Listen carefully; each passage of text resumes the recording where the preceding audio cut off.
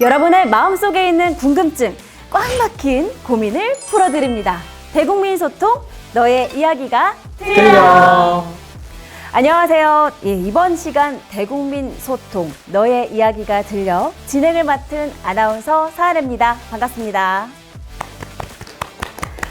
오늘은 정말 역대급으로 많은 분들이 자리를 해주셨는데요. 각자 소개 부탁드리겠습니다. 네, 안녕하세요. 저는 해외건설협회에서 아중동 유럽실에 근무하고 있는 은민규 주임이라고 합니다. 반갑습니다.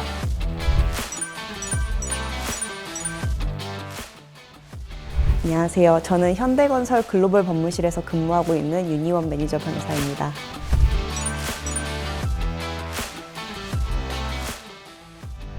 네, 안녕하세요. 저는 삼성물산 건설부문 정책지원팀에서 근무하고 있는 소재욱 프로라고 합니다.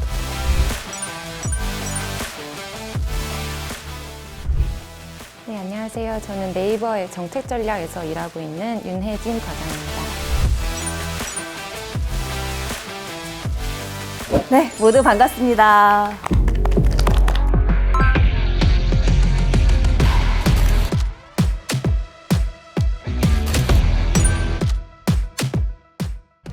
지난 10월에는 우리 한국과 사우디의 건설협력 50주년을 기념해서 우리 대통령께서 사우디를 방문하기도 했는데요. 그 50주년 기념 영상이 저희 국토부 유튜브 채널에 또 소개가 되기도 했습니다. 저희가 해외 건설과 관련해서 지난 11월 17일부터 26일까지 이벤트를 통해서 궁금한 질문들을 받아봤는데요. 이 영상에 수교 50주년을 축하하는 메시지도 정말 많이 남겨주셨는데 닉네임 동네 여행님께서 올려주신 글을 제가 한번 읽어드리겠습니다.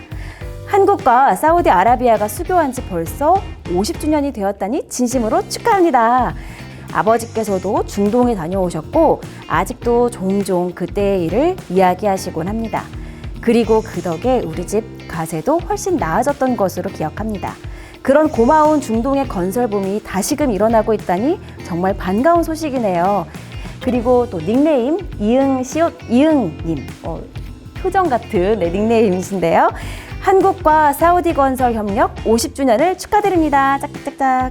우리나라가 중동으로 진출한 것이 벌써 50년이나 되었다니 대단하네요. 우리나라 기술력이면 사우디 외에도 다른 나라로 진출을 많이 했을 것 같은데 어떤 나라들이 있을까요? 이렇게 축하 메시지와 함께 또 해외 진출 기업과 나라들에 대한 궁금증을 남겨주셨습니다. 이외에도 국내 건설업계에 대한 관심도 참 뜨거웠는데요. 은민규 주임님, 우리나라의 기업들이 어느 나라로 주로 진출을 했는지 한번 알려주실 수 있을까요? 네, 2023년 3분기 기준으로 우리나라는 총 9,500억 불의 해외 수주량을 달성을 했고요. 그중에 80% 이상이 중동 그리고 아시아 시장에서 창출이 되고 있었습니다. 그리고 그뿐만이 아니라 저희가 신시장으로 분류하고 있는 미주 시장, 유럽 시장, 그리고 아프리카 시장들이 그때그때 모멘텀에 따라서 다른 상승세를 보이기도 하였습니다. 전 세계 곳곳에 정말 우리나라의 기업들이 다 진출을 했다라고 봐도 무방할 것 같습니다. 또 마침 또 오늘 이렇게 건설업계에 몸담고 계신 분들이 이렇게 자리하셨는데요. 대표적인 진출 사례는 무엇인지 한번 알려주시면 좋을 것 같습니다. 중동 지역을 예로 들자면 중동에서 가장 긴 다리인 쿠웨이트 자베르 코즈웨이 해상교량, 그리고 카타르의 랜드마크인 카타르 국립박물관, 그리고 최초의 한국형 수출원전 UA 바라카 원자력 발전소 등이 있습니다. 한국이 전체적으로 글로벌 건설 시장에서 어느 정도 강자라는 거는 아마 모두가 알고 있는 사실이고요.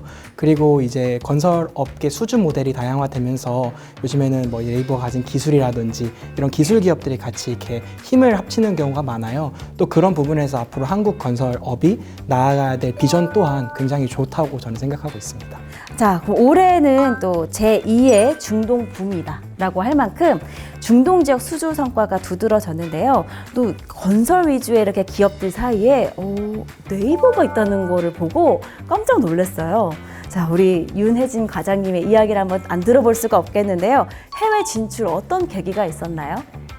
네, 이제 정말 많은 분들이 네이버가 사우디를 왜 가? 이런 거를 많이 질문을 해주셨어요. 근데 이제 저희는 그동안 검색 기업으로 시작해서 온라인과 사람 간을 연결하는 그런 기술들을 연구를 했었다면 이제는 사람과 현실 공간을 연결하는 기술들, 예를 들어서 AI, 로보틱스, 클라우드, 디지털 트윈 이런 기술들을 몇 년 전부터 꾸준히 연구를 하고 있습니다. 이제 그러한 기술들을 바탕으로 우리의 뛰어난 기술을 해외에 한번 알려보자. 그리고 이제 사우디 시장이 점점 커질 것으로 예측이 되니 사우디에 한번 진출을 해보자. 이런 각오를 바탕으로 저희가 진출을 하게 되었습니다. 네. 저희도 주택부라는 사우디 정부기관과 계약을 체결하기도 했습니다. 또 그래서 이 답변에 대해서 추가적인 또 질문이 될 것 같아요. 닉네임 정은님께서 주신 질문인데요. 대한민국 건설 기술이 지속 가능한 미래를 위해서 디지털 기술 접목이 필요할 것 같은데 세계적으로 어떤 수준인지 앞선 기술들이 있는지 궁금합니다. 라고 이렇게 질문을 하셨어요. 저희가 디지털 트윈이라는 기술이 있는데요. 이거는 이제 현실 세계를 똑같이 3D 모델링해서 온라인 세계에 구축하는 그런 기술입니다. 이제 네이버의 디지털 트윈 기술은 전 세계에서 정말 탑 수준이라고 할 만큼 정확도도 높고요. 그리고 이제 저희는 그런 디지털 트윈을 바탕으로 플랫폼을 구축해서 그 안에 다양한 유스 케이스들, 예를 들어서 도시 관리나 뭐 도시 모니터링, 그리고 재난 관리 이런 것들이 가능하도록 하는 그런 것을 논의를 했고요. 이제 그런 플랫폼을 사우디 정부에서도 구축하고 운영하는 것을 통해서 공무원분들의 효율성을 높이고 그리고 이제 더 안전한 그런 행정이 가능할 수 있도록 저희가 지원을 해드릴 예정입니다. 네. 중동으로 이제 진출을 하실 때 우리나라의 이런 기술력이 참 강한 어필 포인트가 됐었을 것 같아요. 그러니까 사우디는 지난해 11월 첫 방문을 시작으로 또 4차례의 방문이 있었습니다.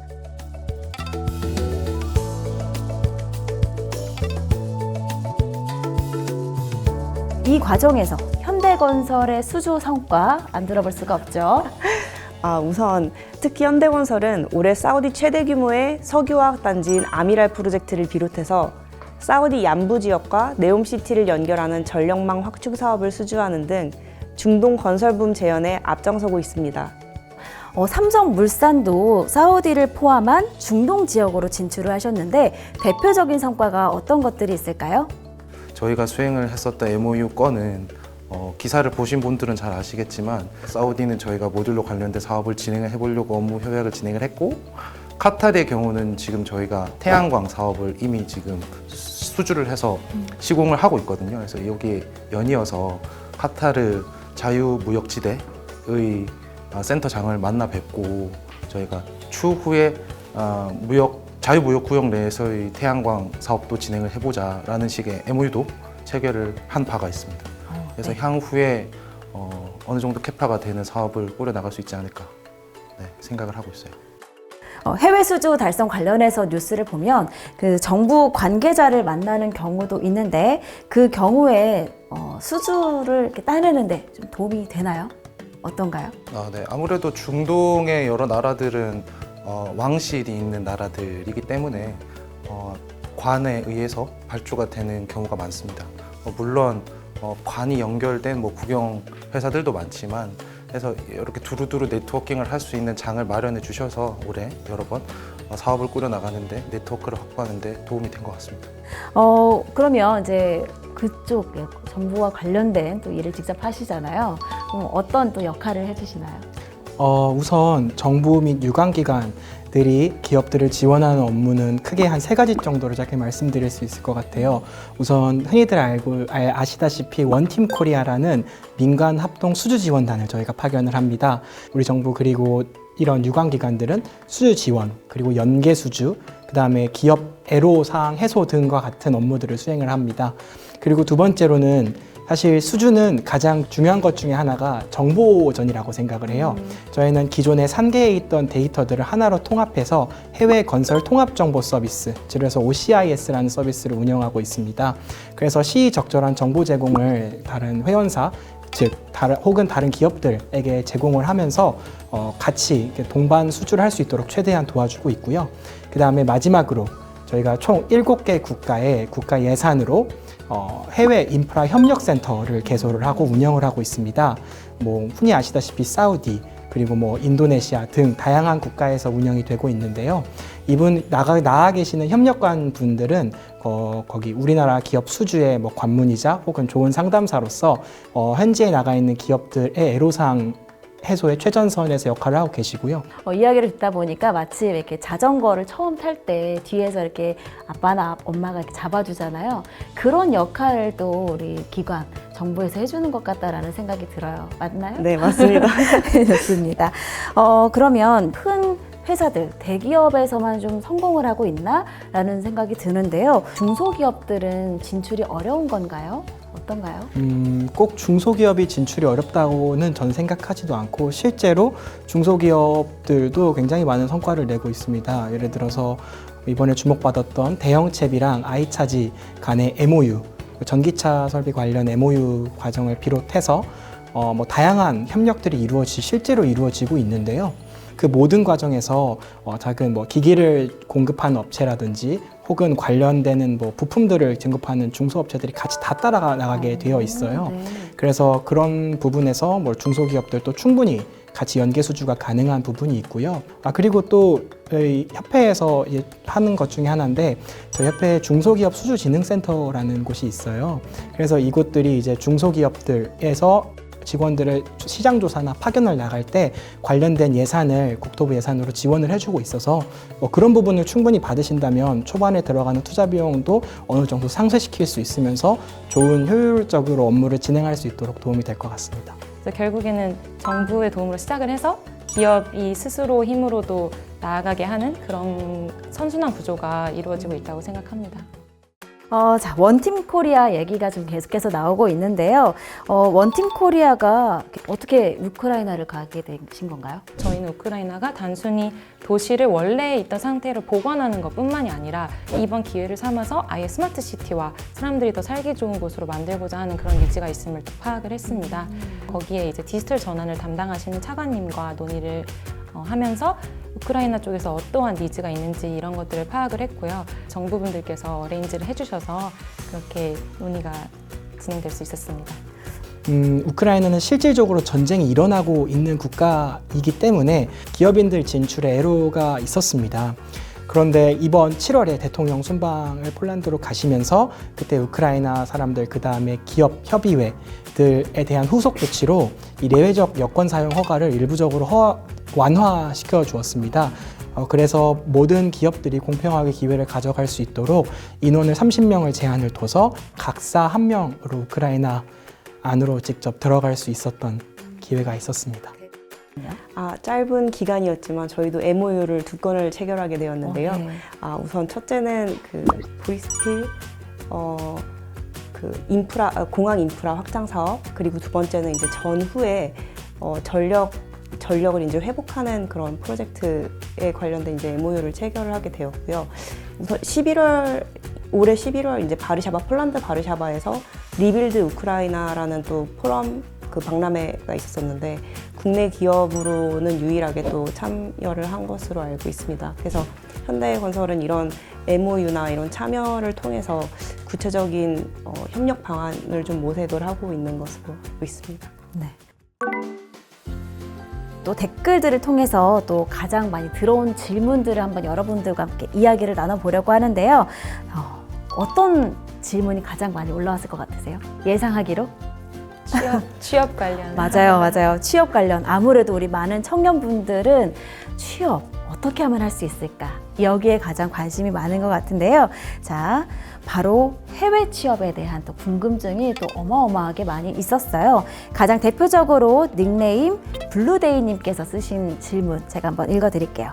해외 건설에 진출한 우리나라 기업들의 올해 수주 실적과 앞으로의 전망이 궁금합니다. 그리고 해외 건설에 진출한 공기업과 민간 기업에 근무를 하면 좋은 장점들을 소개해 주시면 좋겠습니다. 라고 전망과 또 근무 장점에 대해서 한번 질문을 남겨주셨는데요.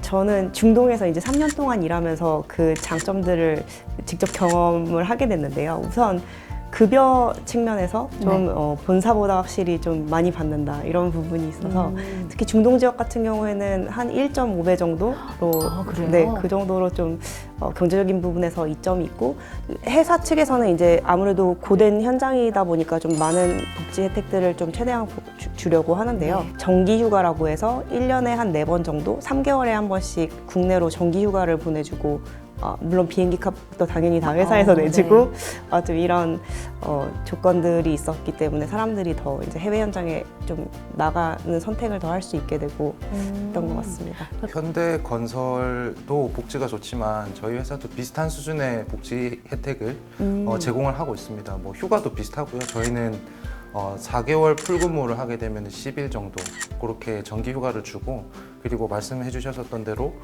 수당 현지 수당을 받을 수 있습니다. 그러니까 업무적으로는 어떻게 디벨롭이 될 수 있는지도 말씀을 드리면 좋을 것 같은데 네. 일단 해외 나가게 되면 고됩니다. 고된 대신에 그걸 이제 극복을 해 나가면서 업무와 내면이 단단해질 수 있는 그런 계기가 되지 않을까 생각합니다. 저희 같은 경우는 이제 IT 회사이다 보니까 지금 해외 파견이라든지 현장직의 개념이 아직은 많이 없는 상황이고요.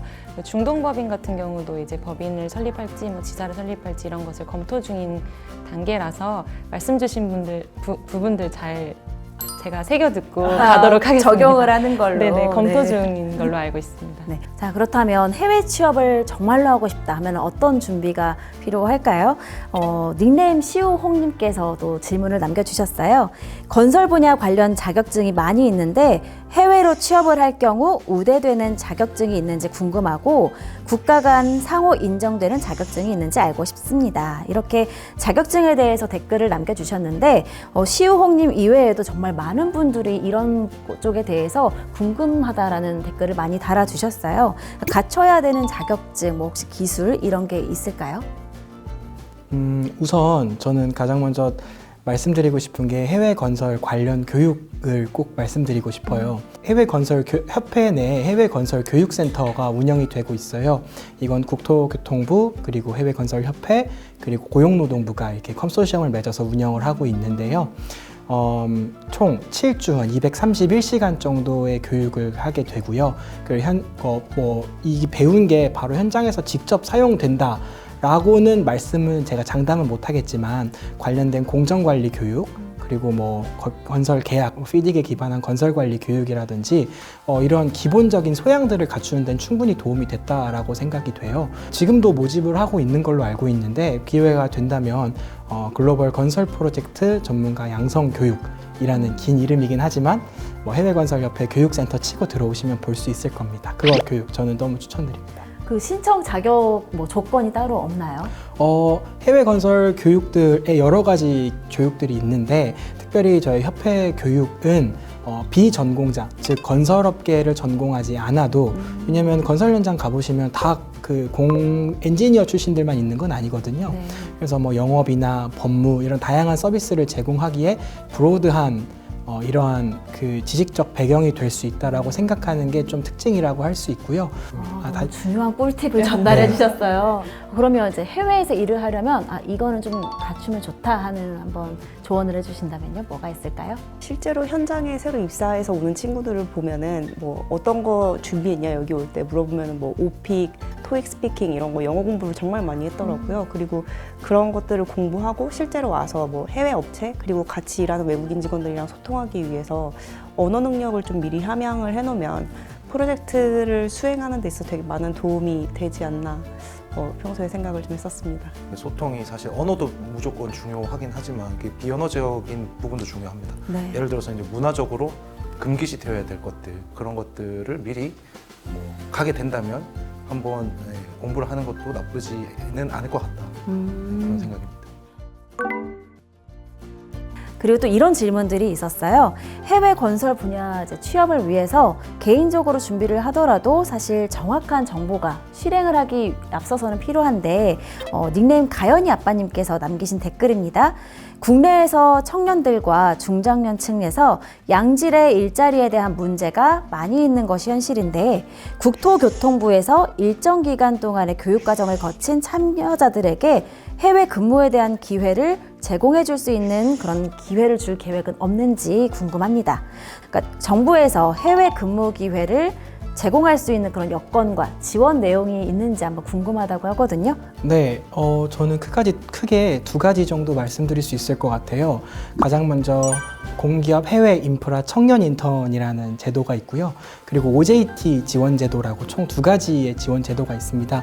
공기업 해외 인프라 청년 인턴 같은 경우에는 16개국 이상의 유명한 공기업 지사들에 지금 파견이 되어 있고요. 저희가 이름만 들어도 알 것 같은 토지주택공사, 도로공사, 인천국제공항공사 등 여러 가지의 공기업에서 인턴을 선별하고 그 현장에서 실무 중심적인 교육을 6개월 동안 받는 것을 지원을 하고 있습니다. 당연히 보내는 비용이랑 거기서 훈련비는 국토교통부에서 지원을 하게 되고요.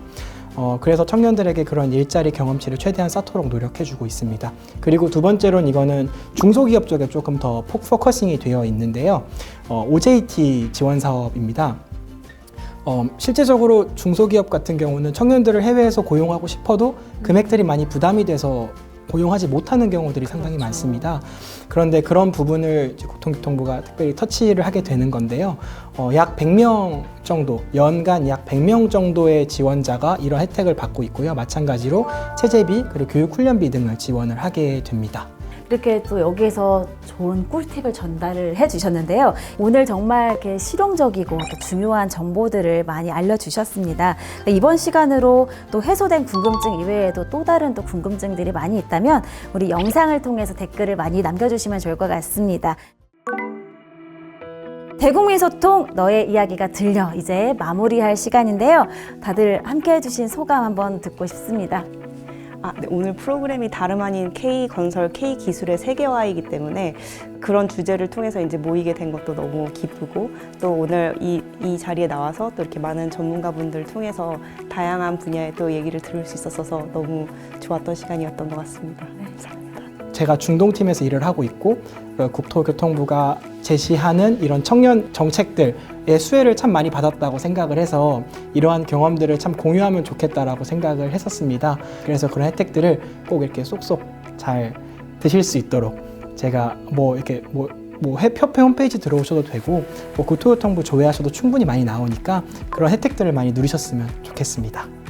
앞으로 저희가 해야 될 일이 산적해 있고 그리고 결과를 만들어야 된다라는 생각 때문에 좀 어깨가 무거운 부분도 있어요. 하지만 이제 여러 해외 현장에 나가 계신 선배님들 그리고 후배님들 정말 최선을 다하고 있다는 사실을 말씀드리고 싶고 화이팅 하셨으면 좋겠고 저도 제가 맡은 바 최선을 다해서 잘해보겠습니다.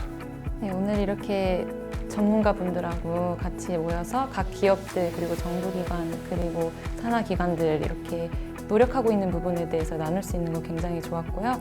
그리고 정말 그 질문들에서 보았듯이 정말 많은 분들이 해외 취업에 관심이 있으신 것도 되게 저는 고무적이라고 생각을 했습니다. 앞으로 우리나라가 이제 점점 더 세계 각국으로 진출하고 그리고 더 많은 프로젝트들도 수주하고 하는데 이런 분들도 다 기여를 할 수 있기를 또 그렇게 될 거라고 믿고 있습니다. 네, 감사합니다. 12월이 되면서 올 한 해를 또 잘 마무리하고 또 다가오는 한 해를 또 맞이하기 위해서 참 모두가 분주한 시기입니다.